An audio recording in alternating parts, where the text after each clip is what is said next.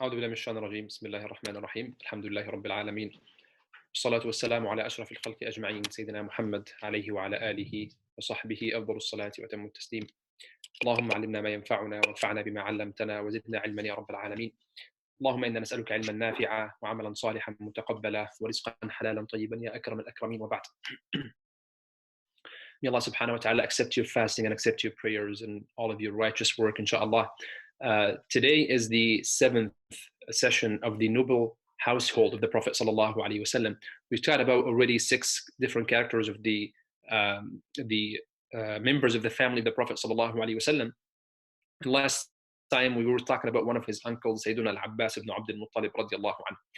Then today we are going to talk about one of his daughters. We already talked about Fatima radiallahu anha before, and today we will talk about Zainab bint Rasulillah sallallahu alaihi wasallam, the other daughter, the oldest daughter of the Prophet sallallahu alaihi wasallam.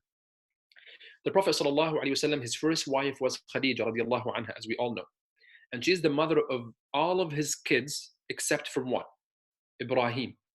That was the only one that was his son from Mariya al-Qibtiyya, another wife other than Khadija radiallahu anha, but Khadija is the mother of most of his kids radiallahu sallallahu alayhi wasallam radiallahu anha.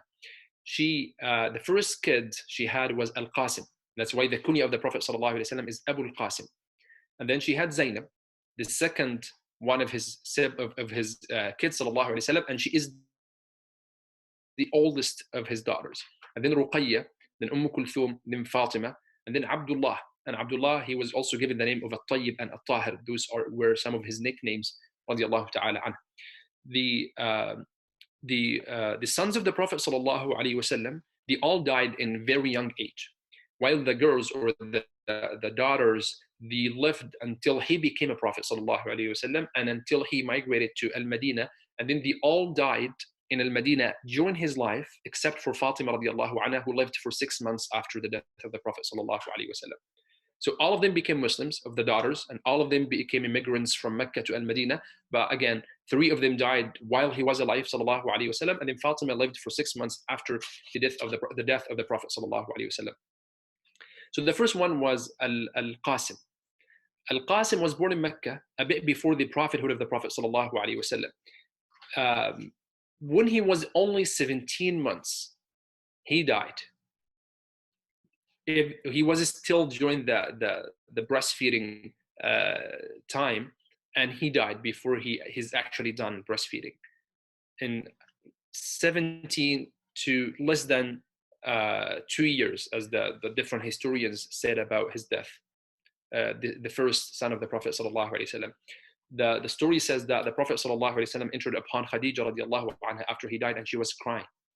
And she said, Ya Rasulullah, he was just about to be done breastfeeding. And if he just like finished his 2-year, for example, period of breastfeeding, probably I would have felt a little bit better. But he died while he was still getting his breastfeeding. Radiallahu ta'ala an. So the Prophet sallallahu alaihi wasallam told her that there is a wet nurse for him in the Jannah. Inna lahu murdi'an fil Jannah. Allah subhanahu wa ta'ala will bring him another one, will offer him another wet nurse that would offer him the rada'a in the Jannah. And then he actually told her, radiallahu anha, if you want, I can make you hear his voice in the Jannah. She's very heartbroken for losing her baby, his first son too. And he said, if you want, I can make you hear his voice in the Jannah. And she said, no, I believe Allah and his messenger, sallallahu alaihi wasallam. So that was the first son he had, sallallahu alaihi wasallam. And the second one was Zainab radiallahu anha, the one we are going to talk about today. And then the third is Abdullah. He was also born in Mecca before the prophethood of the Prophet sallallahu alaihi wasallam. And as I said, he was given the nicknames of At-Tahir. At-Tahir means the pure, or At-Tayyib, the good person. He died also in Mecca, and he died while he was very young in age, and people taunted the Prophet ﷺ and mocked him for losing his kids, and he died while the Prophet ﷺ became a prophet ﷺ. And when he died, that was the occasion when this person, Al-As ibn Wa'il, said about the Prophet ﷺ, قَدْ انْقَطَعَ وَلَدُهُ فَهُوَ أَبْتَرٌ. He has no more kids, and that's why he's abtar. And Allah subhanahu wa ta'ala revealed Surah Al-Kawthar about this. He said, إِنَّا أَعْطَيْنَاكَ الْكَوْثَرَ. We have given you the Kawthar, which is, there are multiple opinions in tafsir, but it refers in the famous tafsir to one of the wells or the the small pools of rivers in the Jannah for the Prophet sallallahu alaihi wasallam. فَصَلِّ لِرَبِّكَ وَانْحَرْ, to pray to your Lord, and inhar means literally slaughter the sacrificial animals for the sake of Allah subhanahu wa ta'ala. A lot of scholars said it references Eid al-Adha, because you pray and then you slaughter the animal for the sake of Allah. Then he said, إِنَّ شَانِئَكَ هُوَ الْأَبْتَرُ, indeed your insulter, and not you, is the one who is without posterity, the one who's not going to have offspring or kids. It's the one who hates you. شَانِئَكَ أي مبغضك, the one who hates you, the one who insults you. Talking about this person, Al-As ibn Wa'il. Then the fourth was Ruqayya. So Al-Qasim, Zainab, Abdullah, and then Ruqayya. Ruqayya is the second daughter of the Prophet sallallahu alaihi wasallam. And one day, the son of Abu Lahab, his name is Utbah ibn Abi Lahab, he proposed to her. And the Prophet ﷺ accepted. And then they did their aqd, they had their contract for the marriage. And then, you know, everybody knows that how Abu Lahab was very aggressive and bad to the Prophet ﷺ, even if he's his uncle. And then Allah subhanahu wa ta'ala revealed, Tabbat yada Abi Lahabin wa tab, perishes the hands of Abu Lahab, and perish he is. ما أغنى عنه ماله وما كسب سيصلى نارا ذات لهب. And we all know the surah that how Allah subhanahu wa ta'ala threatens Abu Lahab and his wife to be given the blazing flame of the hellfire. Then Abu Lahab got very angry for this surah. Then he went to his son and he said, like, you're not my son. I will disown you if you do not divorce his daughter. And then Utbah, his son, he actually accepted, and he divorced Ruqayya radiallahu anha even before they consummate the marriage. And then, of course, she became Muslim, and with her mom, she was still alive, Khadija radiallahu anha, and all of her siblings. And then she got married to Uthman ibn Affan. Allah subhanahu wa ta'ala has blessed her with a much better person, Uthman ibn Affan radiallahu anhu. Now, Uthman was one of the companions who migrated to Abyssinia, to Ethiopia at that time. And as we know in the Sirah, there are two immigrations to Ethiopia during the Meccan period of the life of the Prophet sallallahu alaihi wasallam. And Uthman migrated in the two immigrations, and his wife was with him in the two immigrations. So hajarat al-hijratayn. And that was something significant for the Sahaba who witnessed the two immigrations. They had certain privilege in Islam and certain reward from Allah subhanahu wa ta'ala. And the Prophet sallallahu alaihi wasallam said something beautiful. He said about his daughter, إنها أو إنهما هي وعثمان أول من هاجر إلى الله بعد لوط. He said, this is the first couple to migrate for the sake of Allah since Lut alayhi salam, because Lut alayhi salam, he wanted to migrate for the sake of Allah subhanahu wa ta'ala in his famous story. And she had a baby from Uthman, and she named him Abdullah, but when he became 6 years old, he died because of an incident that happened to him.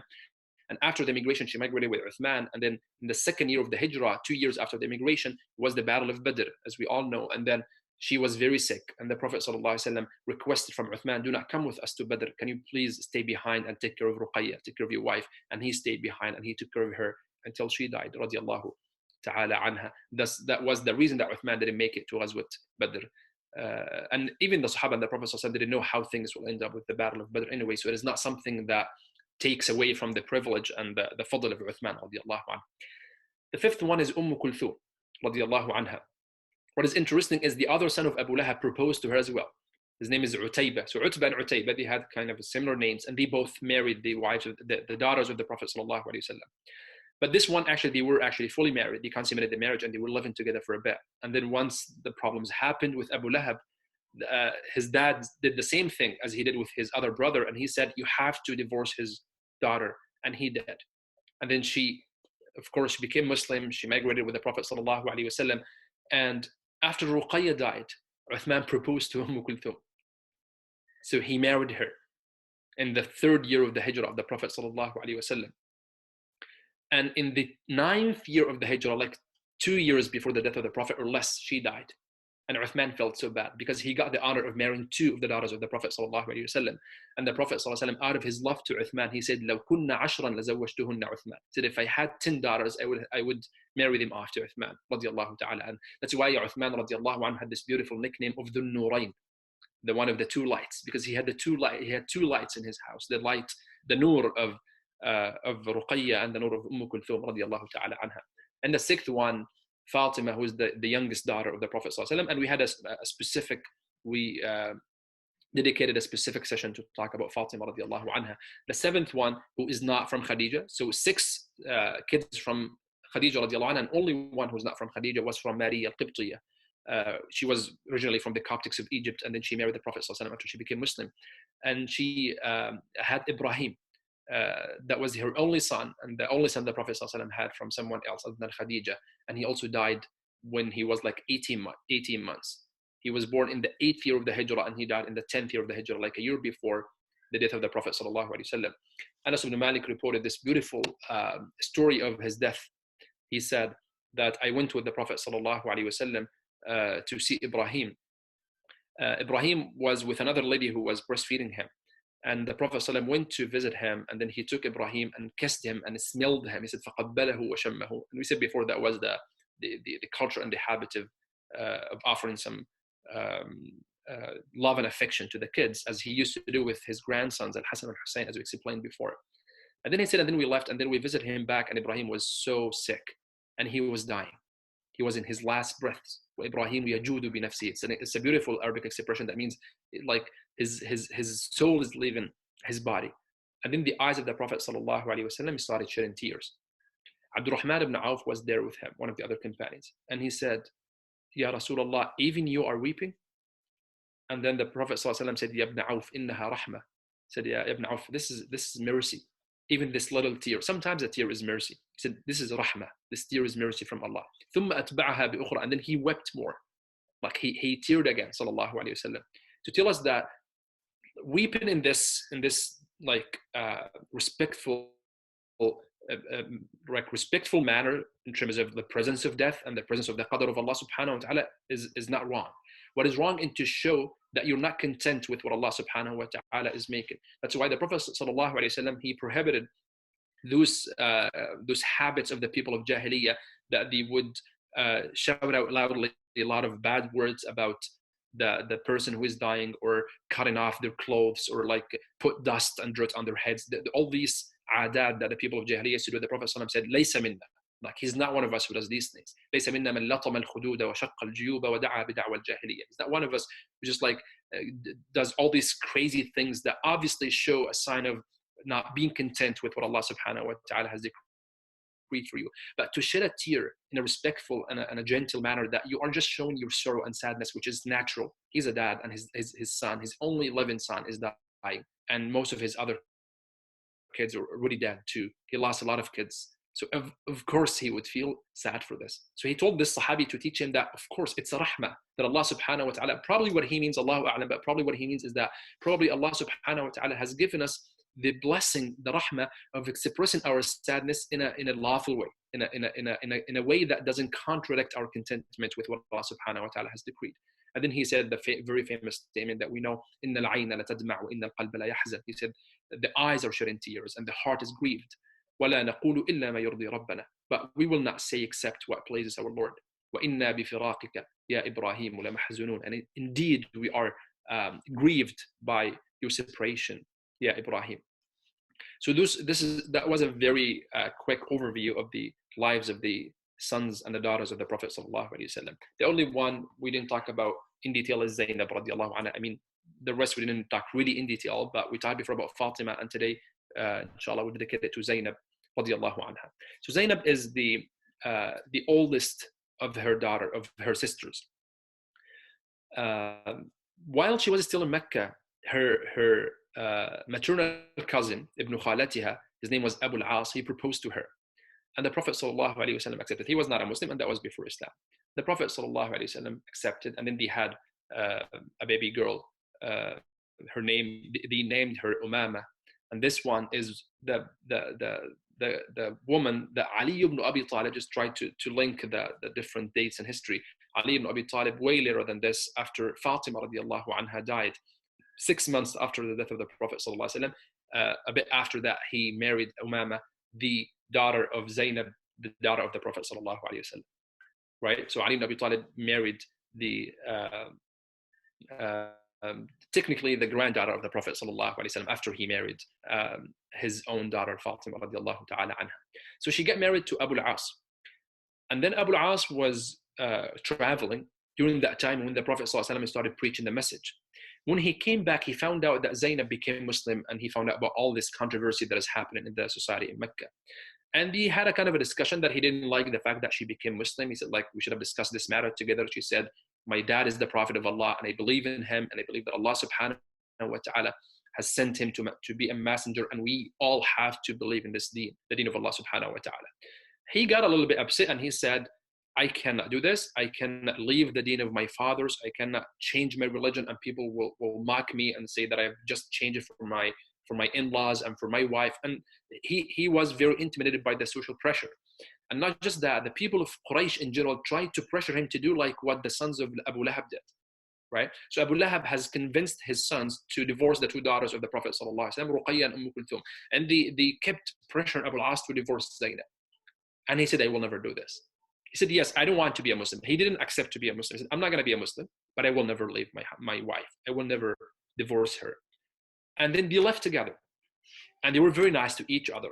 And just not to be twisted about the fiqh rulings, later on, it was the legislation of the fiqh ruling or the hukm of Allah subhanahu wa ta'ala that if a woman becomes a Muslim and her husband is not a Muslim, she has to be separated from him. This hukm came later on. But at that time, at the beginning, the hukm wasn't revealed yet by Allah subhanahu wa ta'ala.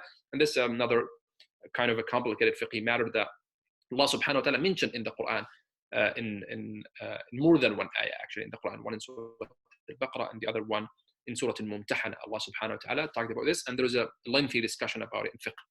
So they left together, and they were very, very nice to each other. And then when the Prophet ﷺ migrated, she left him and she migrated, and he stayed in Mecca.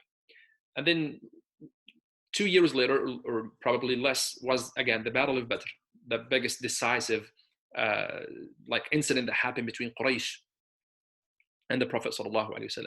So he was one of the people who marched together with Quraysh and fought against the Prophet ﷺ in the Battle of Badr, but he became a prisoner of war. He became one of the captives that the Muslims had in the Battle of Badr. And Zainab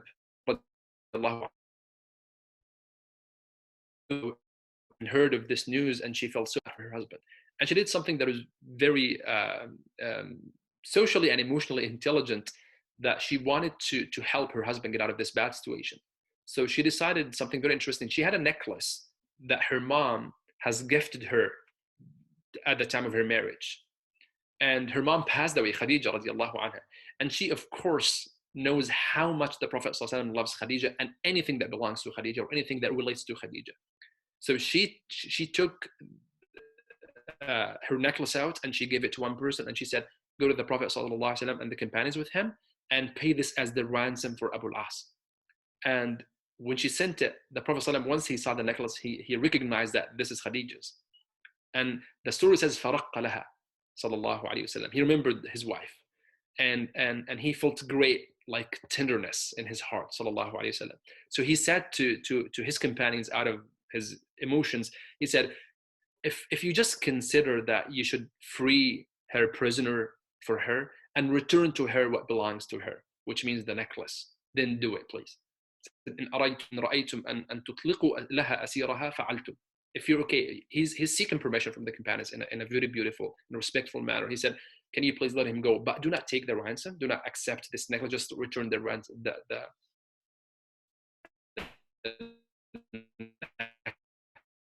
necklace to her. And the Sahaba said, asked Abu al-As, please return the necklace back to Zainab. Do not take the necklace yourself, return it back to her. He didn't want his daughter to lose the thing that connects her with her mom after she lost her. Radiallahu ta'ala anha wa an ummiha. May Allah subhanahu wa ta'ala be pleased with her and with her mom. And then years go on, and then in the 6th year of the Hijrah, like 4 years after this situation, Abu al-As is still not a Muslim. And that was a little bit before the conquest of Mecca. And he was the leader of a big caravan of Quraysh who traveled from Mecca to Ash-Sham for some trade and business. And then on his way back to Mecca, a small group of Muslims, they were dispatched by the Prophet ﷺ. We call it Sariya in the Sirah to be different than the Ghazwa. There is a Ghazwa and there is Sariya. One of the main differences is a Ghazwa, a battle, is the one in which the Prophet ﷺ has participated himself physically, while the Sariya is, number one, is a lesser militant activity. Number two, it's something that the Prophet ﷺ was not there himself with the companions while they did it. So they sent a small group of the companions, around 170 companions. And they basically, we all know that there was this always constant back and forth fights between the Prophet ﷺ and the people of Mecca like on a military level, and of course on an economical level as well. So they attacked this caravan and they took everything, and they captivated most of the people there. They captured most of the people in that caravan as prisoners of war, technically, except for Abu al-As, who was able to flee. But this situation happened in a place that was a little bit near to Al-Madinah.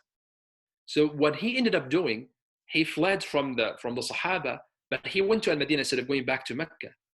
And he went to his wife. He went to the house of Zainab radiallahu anha, and he asked her to protect him. And imagine the situation. She's Muslim, he's not. He fought against the Prophet once in Badr. And now he was in a kind of a fight with the Sahaba of the Prophet ﷺ, and then everyone with him was captured as a prisoner except for him. He fled, but he went to the place where all those people are living, and he went to the house of his wife, and he's asking for protection. And which is the most important part, his wife is the daughter of the Prophet ﷺ. فَاسْتَجَارَ بِهَا. And it's a beautiful word that you ask someone for protection, and it's as a customary ruling at that time, it's a conventional hukum that people have to respect. And the Quran mentions that as well. وَإِنْ أَحَدٌ مِنَ الْمُشْرِكِينَ اسْتَجَارَكَ فَأَجِرْهُ. It's a Quranic term that is called أن تجير. That was something that تجير أحد من الناس, to offer you protection for someone. And it's a kind of a contract, even if it's a verbal contract, but it's a contract that you need to announce to people you are living with that this person is my protection. So even if my tribe, my family, my people are in fight with the family or the tribe of this person, no one can come near. No one can touch this person because he is in my protection or she's in my protection. This is the conventional understanding of ijara at that time. And Islam respected that, and it stayed in Islam, and then it was developed later on in the legal rulings in Islam to be aqd al-aman and aqd al-dhimma, all these different contracts that a Muslim person living in Muslim land can offer protection for a non-Muslim whose country or land is in war with the Muslim lands, but you still can offer this, and it's something that is offered for the individuals in general, and it's more complicated than this in the rulings of fiqh. So he asked his wife to offer him protection, and she accepted. That was very late at night. Then she waited until Fajr. She went to the mosque to pray Fajr behind the Prophet ﷺ. And once Salat al-Fajr was over, she got up in the middle of the woman and she shouted out in a very loud voice, and she said, "Oh people, I have provided my refuge, my protection for Abu al-As ibn Rabi'a." And that's it. Said, I've given a promise of protection to Abu al-As ibn Rabi'a. And you can imagine how awkward the situation is. And the Sahaba had no clue about what is happening. Nobody knows that Abu al-As is in Medina. Even the Prophet himself, he doesn't know about what is going on. And once he heard her saying that, he said in a very respectful manner and very nice and gentle way, he number one, he was the imam, and he just finished the salah, so he directed his face towards his companions. And then he said, وَالَّذِي نَفْسِي بِيَدِهِ, by him in whose hand my soul is, I have not known about this until I heard what you have just heard. وَالَّذِي نَفْسِي بِيَدِهِ مَا عَلِمْتُ بِشَيْءٍ حَتَّى سَمِعْتُ مَا سَمِعْتُ. And then he said a very beautiful statement about this concept of offering protection to others. He said, وَإِنَّهُ يُجِيرُ عَلَى الْمُسْلِمِينَ أَدْنَاهُمْ. He said the lowest of Muslims is entitled to give protection and refuge on behalf of them. And it's a very beautiful and it's a huge sign of humility of the Prophet ﷺ, that he wanted to establish a rule that we're not going to accept that just because she's my daughter, right? That's number one. Number two, the concept of a Muslim offering protection or promising protection for someone is an individual right that all Muslims in the community are entitled to have this right. It's not a privilege that only my daughter would have, or for example, the famous big companions would have. No, everyone in the entire community has this privilege of offering protection and refuge for people. Even the lowest among us, regardless of what do we mean by the word lowest in whatever level we are defining the different classes of people. But he said any Muslim basically can do that, right? He's not degrading his daughter as well, but he's trying to be very humble, sallallahu alaihi wasallam. He's saying, he's very humble, sallallahu alaihi wasallam, saying that anyone can do that, whether she's my daughter or anyone else. And then he sought the permission of the companions. Would you accept what Zainab just did, or what Zainab just said? And then the Sahaba, in a very beautiful way, said, all of them, Ya Rasulullah, قَدْ أَجَرْنَا مَنْ أَجَارَتْ. They said, Ya Rasulullah, we provide refuge to whoever Zainab would provide refuge. Like we cannot reject her request, radiallahu anha.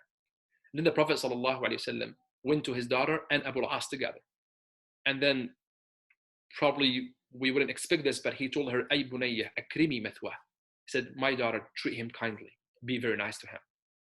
But he only told her, وَلَا يَخْلُصْ إِلَيْكِ فَإِنَّكِ لَا تَحِلِّينَ لَهُ. He said that you can have a husband-wife relation with him because you're a Muslim and he's not.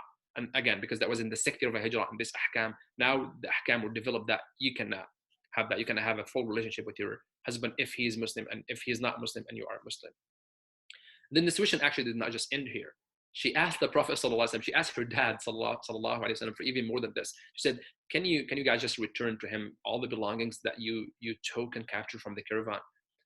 And the Prophet ﷺ, he didn't want to break the heart of his daughter, and he said, sure, but he wanted to take the opinion and to consult the companions first, because he kind of just like give a command that just return the things to him.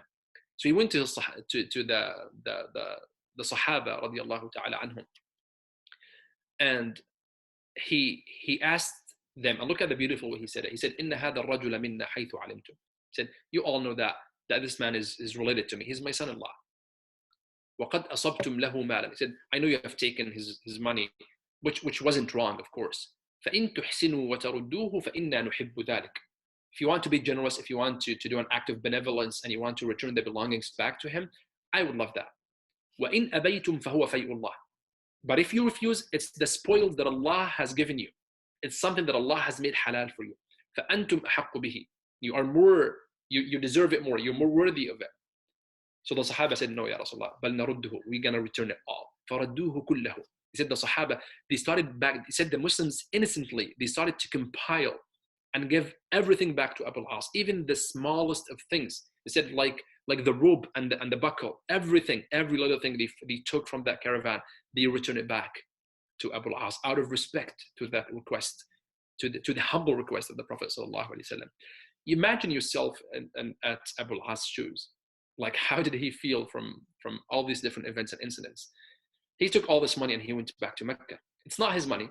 It's the money that he was trading in. So he returned all the money and the belongings back to the people. And once he's done, he stood up in a very open area and he shouted out to everyone saying, هل بقي لأحد منكم عندي شيء? They said, like, يا معشر قريش, O people of Quraysh, do I still owe money to any of you? They said, no. جزاك الله خيرا. They said, no, thank you. So he said, فإني أشهد أن لا إله إلا الله وأن محمدا عبده ورسوله. وإني أشهد أن لا إله إلا الله وأن محمدا عبده ورسوله. He said, I bear witness that there is no God except Allah, and that Muhammad is his slave and messenger. And then he said, والله ما منعني من الإسلام عنده إلا خوف أن تظنوا أني أردت أن آكل أموالكم. He said, والله, what prevented me from embracing Islam before this moment when I was in Al-Madinah is that you might think that I have done this in order to keep your money for myself. So I delayed my moment of Islam to come here and turn all the money, and then because he's brave, he's that honorable person that I wouldn't just do it from there and I have your money. I came back here, I'm gonna return all your money back to you, right? And then now I'm announcing it publicly to every person that I ashhadu an la ilaha illallah wa anna Muhammadan Rasulullah, that I believe in Allah and in the Messenger sallallahu alaihi wasallam. And then he went back to Al-Madinah and he became a Muslim. And the Prophet sallallahu alaihi wasallam reunited him with his wife Zainab radiallahu anha, and she lived with him until she died radiallahu ta'ala anha. She died in the 8th year of the hijrah of the Prophet sallallahu alaihi wasallam. Back to the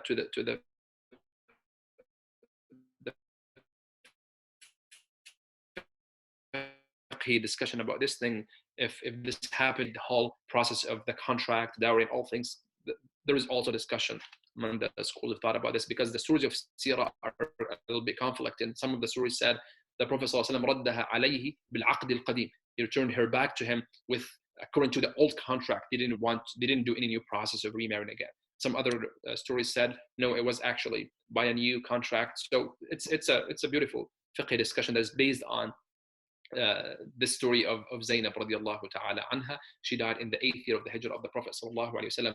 Allah subhanahu wa ta'ala has blessed her that the story of washing her body was also a sunnah for us to understand how to wash the body of the woman. and in the Sahih authentic hadith, and it's a very famous hadith in the books of fiqh about the funeral topics of washing and shrouding the dead person or the deceased person. Atiyah, one of the narrators of the hadith, she said, when Zainab died, radiallahu ta'ala anha, the Prophet sallallahu alaihi wasallam came to us and he said, اغسلنها بماء وسدر, wash her with water and lotus leaves. And then he said, واغسلنها وترا ثلاثا أو خمسا أو سبعا إن رأيتن ذلك. And wash her an odd number of times, 3, 5, or even 7 if you think that is needed.